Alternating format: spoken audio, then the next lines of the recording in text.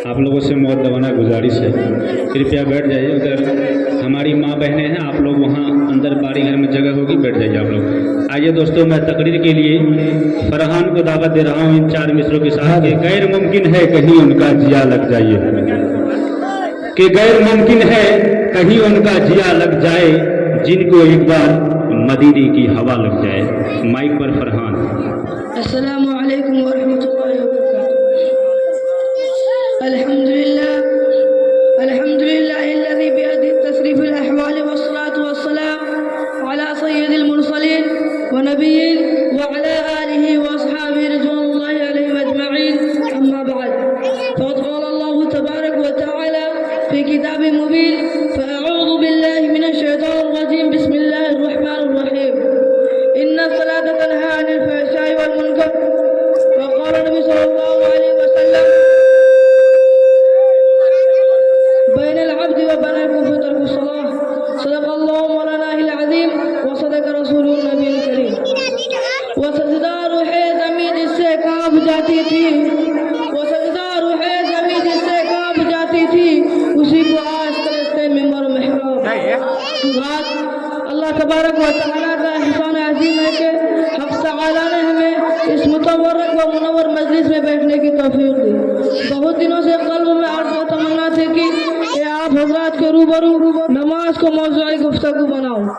इस मकसद को सामने रखकर लब खुशाई का इशारत कर रहा हूँ, और मैं अपने आप को बहुत ही खुशनसीब समझता हूँ कि आप जैसे मुकर्रम मुअज़्ज़म हज़रात के मामैन लब खुशाई का मौका मिला।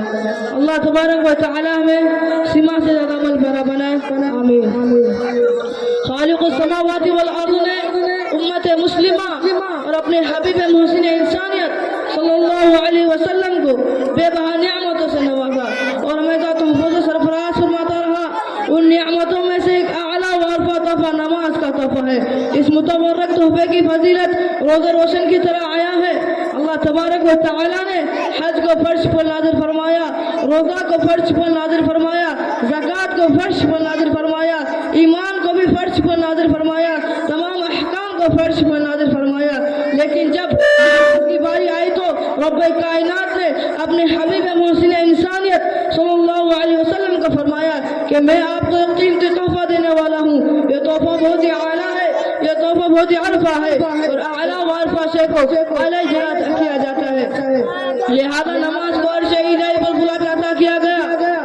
हज़रात, जब सहाबा किराम रिज़वानुल्लाहि अलैहिम अजमईन को हुज़ूर सल्लल्लाहु अलैहि वसल्लम ने मिअराज के तोहफे का जिक्र किया और नमाज की बशारत दी तो तमाम सहाबा किराम झूम उठे, सुभान अल्लाह, सुभान अल्लाह। अब तो हम नमाजों के जरिए हर मुश्किल आसान कर देंगे। अब तो हमें खुदा से मांगने का वास्ता और वसीला मिल रहा है। 5 वक्त की नमाज अदा करे और 500 नमाज का सवाब मिले। नमाज जन्नत हासिल करने का जरिया है,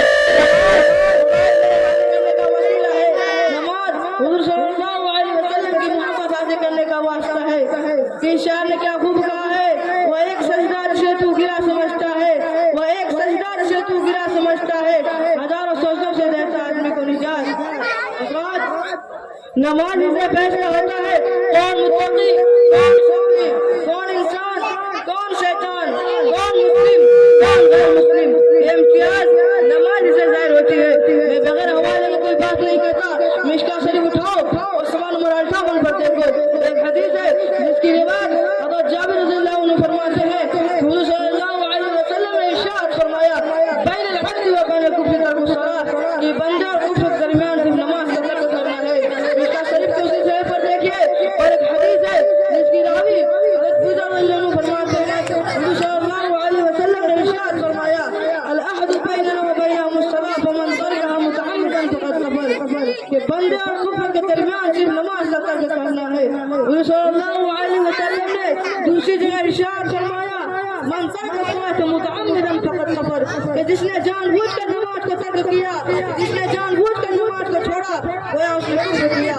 इन तमाम हदीस की रोशनी में नमाज की अहमियत अज़म मिन अश-शम्स होती है। अपनी आंखों की ठंडक नमाज से बताई है। अल्फाज ज़ाहिर है, कुर्रतुन अलैकुमुस्सलाह, ये नमाज मेरी आंखों की ठंडक है।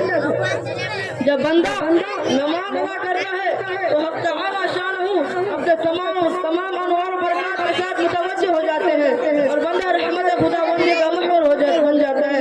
तर्क सलाम से नबी आखिरी ज़मां को तकलीफ होती है और जिसने भी हुजूर सल्लल्लाहु अलैहि वसल्लम को तकलीफ पहुंचाई वह उसकी दुनिया आखिरत हज़रात क़यामत के दिन सबसे कल्ब नमाज के बारे में सवाल होगा। उस दिन कोई किसी का ना होगा, इंसान खुद के पसीने में डूबते होंगे, हर से नफ्सी नफ्सी पुकारेगा। माहिर सादा सरकार दो आलम सल्लल्लाहु अलैहि वसल्लम ने इरशाद फरमाया, अल अहदु बैनना व बैनहुम अस्सलाह फमन तरकहा मुतअम्मिदन फक़द कफ़र। कि बंदे और कुफ्र के दरमियान से नमाज को तर्क करना है।